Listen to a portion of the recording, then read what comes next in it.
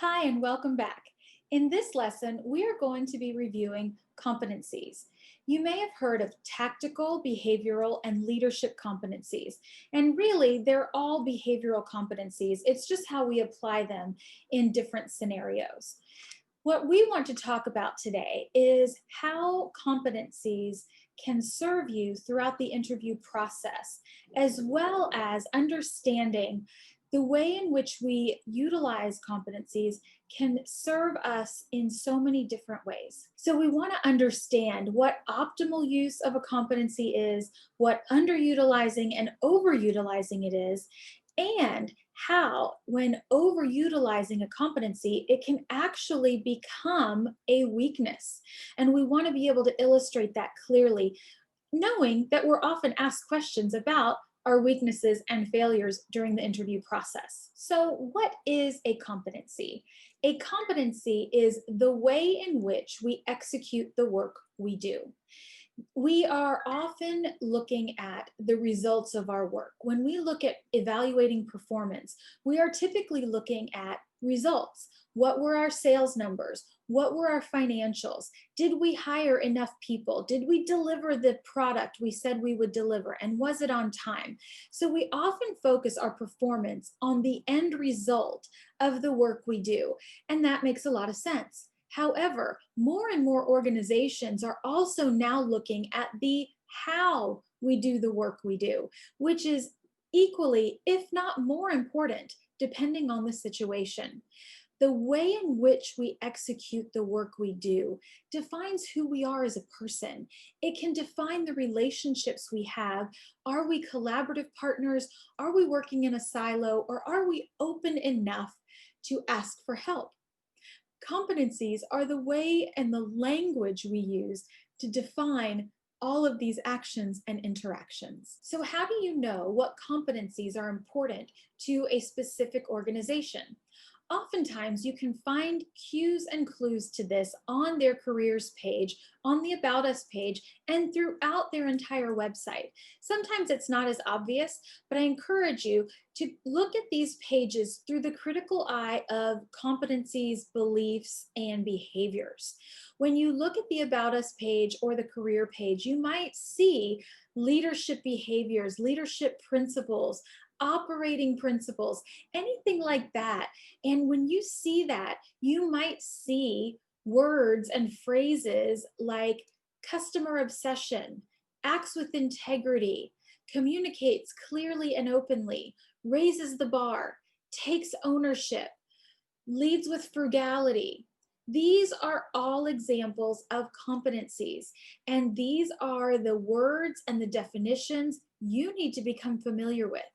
In our course content, I have taken the time to outline and define many behavioral competencies, and I've tried to bucket them into what I believe are some of the most widely used sections so that you can understand how organizations are looking at them. This is by no means a finite, complete list of every competency available. I encourage you, go out to websites, Google or what have you, and check it out. Research behavioral competencies and see what's available. There are hundreds, if not thousands of them out there. And for you to become as familiar as you possibly can with as many of them as you can will only help you in this process. The other side of that is to understand which competencies are your strengths and which areas you may need some help in. And we'll get into that in another lesson. Organizations incorporating behavioral competencies into their interview and selection process isn't new. Many companies have been doing this for years. What I will say is that more and more companies are doing it, and it will only help you to become as familiar with competencies as possible. Because even if you are not asked a behavioral interview question, any question you are asked, if you're able to frame your response and anchor it to behaviors and competencies, will deliver a much more meaningful and often thorough response. And it just makes sense that companies are doing this. If you think about performance evaluations within an organization, and if you're interviewing for a role and they have these 5 core competencies that are critical to the success of executing this role, it makes sense that they then utilize those competencies to evaluate potential candidates to fulfill that role.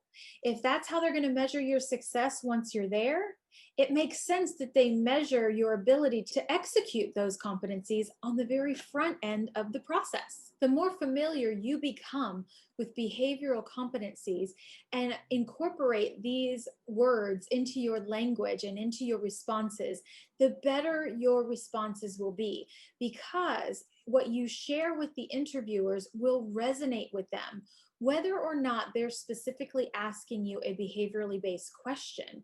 When you have a response that is anchored in competencies and behaviors, one, the response typically flows much better, but it also immediately makes a connection with the interviewer because they already know what they're looking for in that candidate.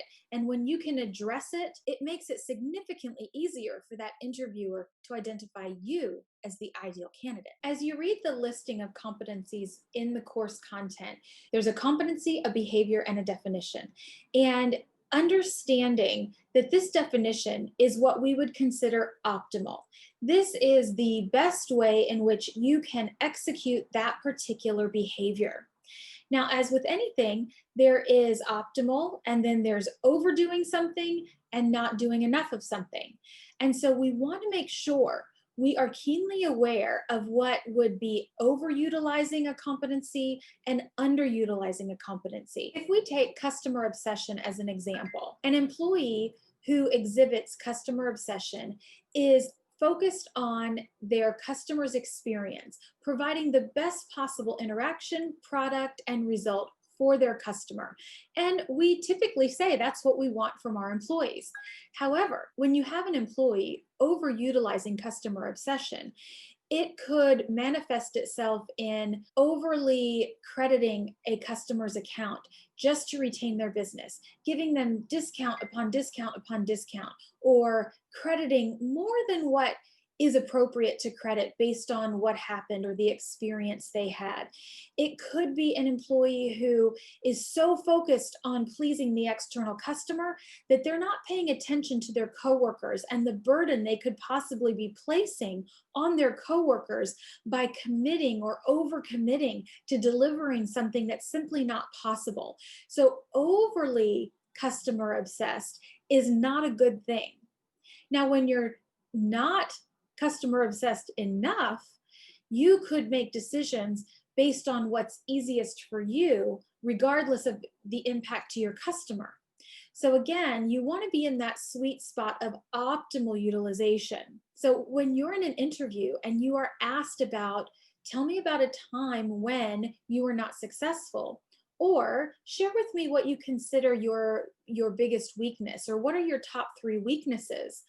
A great way to respond to that and kind of reframe it is by utilizing the other side of the coin. And what I mean by that is by sharing over or underutilization of a particular competency and then flipping it to leveling it out to optimal. As an example, if someone were to ask me, what do you consider one of your weaknesses? I might respond with something like this. I have the best intention to deliver absolute amazing customer experiences to each and every one of my customers. I want my clients to know I am there for them to support them through each and every aspect of their work life and things they may be struggling with. Now, because I serve multiple clients who work for multiple different organizations, they don't coordinate their meetings. And there are times when I can find myself double and triple booked because I want to be there. I want to be involved in each and every meeting for each and every one of my clients. Unfortunately, there's only one of me and I simply can't do it. So customer obsession, while I pride myself on being an amazing supporter of my customers, can also be a weakness because I find myself at times double and triple booked. So what I have to do is make sure I'm setting realistic expectations of my time and also very closely managing my calendar. and being able to prioritize which meetings I must be in and which meetings can go on whether I'm there or not. And also finding ways to support my clients outside of these meetings. Perhaps I take the approach of prepping them for the meeting versus me being in the meeting with them. So there are ways that I have found to offset my struggle with customer obsession by overbooking myself and taking the time to think through strategically where I need to be and when I need to be there so that all of my customers are serviced properly.